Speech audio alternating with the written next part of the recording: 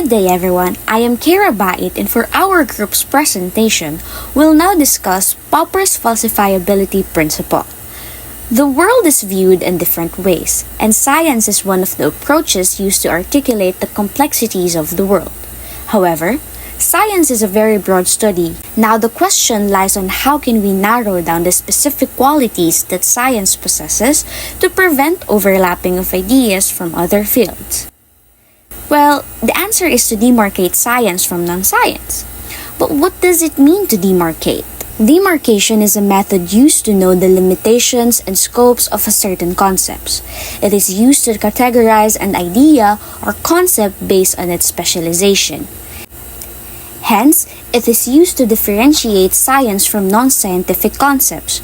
According to the Vienna Circle, science is a scientific conception of the world through experiments, empirical observations, and such. Meanwhile, theories, hypotheses, or things that lead to propositional knowledge are classified as non-scientific. With that, an Austrian renowned philosopher of science, Karl Popper, introduced his criterion for demarcation, defying the conventional approach used by other philosophers of science.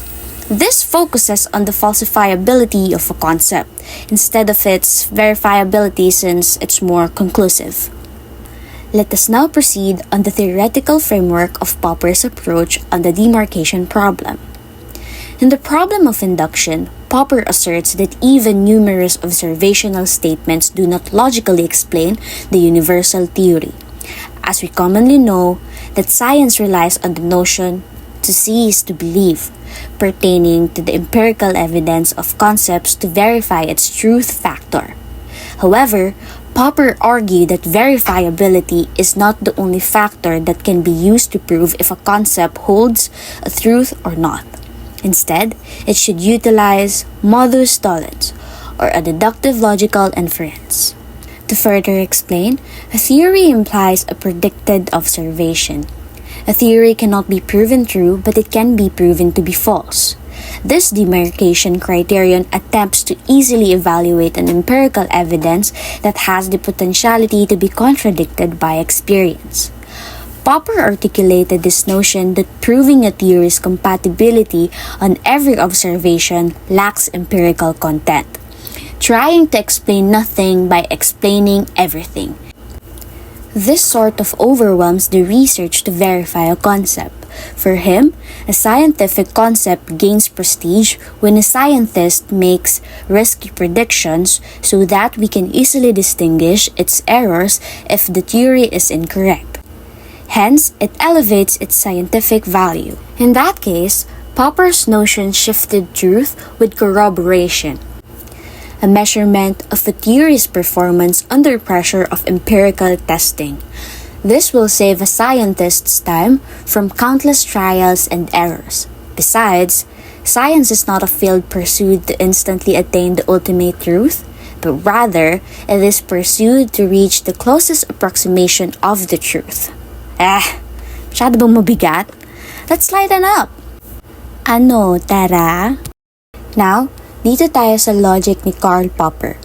Alam nyo, according to him, ang pinaka-common na pagkakamali natin sa science man o sa buhay ay ang pagiging marupok sa mga ebidensya. That is what he calls verificationism.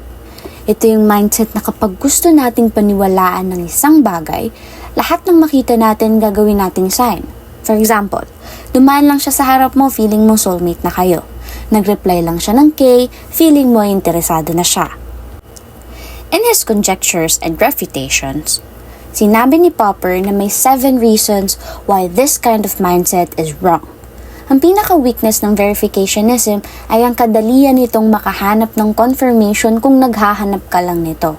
For him, ang tunay na confirmation ay dapat nanggagaling sa risky predictions. Ito yung mga hula na kung wala sa theory mo, imposibleng mangyari. Ang theory na tunay na matibay ay hindi all-arounder na kayang i-explain lahat ng nangyayari sa mundo. As a matter of fact, kapag ang isang theory ay walang boundaries, ay parang linyahan ng ex mo na para sa kabutihan natin to, na kahit anong sakit ang ibigay niya at yun pa rin ang dahilan, isa na itong malaking defect. Ang science ay dapat mapili. may limitation, at higit sa lahat, kayang mapatunayang mali. Pag-usapan naman natin ngayon ang labanan ng science at pseudoscience. Bakit ba bias si Popper sa physics ni Einstein pero gigil siya sa astrology at psychoanalysis? Kasi, ang science ay handang masaktan. Ang isang effective na scientific theory ay punong-puno ng prohibitions or bawal. Sinasabi nito na kung mangyayari ang event na to, then I am wrong. Dito natalo ang astrology. Familiar ba kayo sa horoscope? Sobrang vague, no? Ang prediction ay magkakaroon ka ng pera ngayong buwan. Makapulot ka lang ng piso, sasabihin mo ng totoong horoscope. Immune sila sa pagkakamali kasi wala silang malinaw na boundary. Yan ang tinatawag nating gaslighting sa science. Babaguhin ang kwento para lagi silang tama. Popper also warned us about ad hoc modifications. Ito yung kapag nahuli mo na silang nagsisinungaling, magdaragdag pa talaga sila ng bagong assumption o palusot para lang isave yung sarili nila.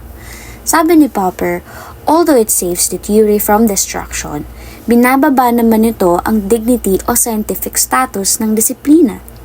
Ang tunay na kaalaman ay hindi parang isang timba ng tubig na kapag nabutas at nilagyan mo ng band-aid para hindi ka pagalitan ng nanay mo ay magiging maayos o tama. Lalago lamang ang kaalaman kapag buong tapang mo nang inamin na opo, nagkamali ako at itatama ko ito.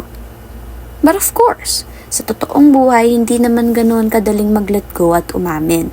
Dito papasok sina Duhem at Quine. Ang sabi nila, minsan hindi mo alam kung saan ka ba talaga nagkamali.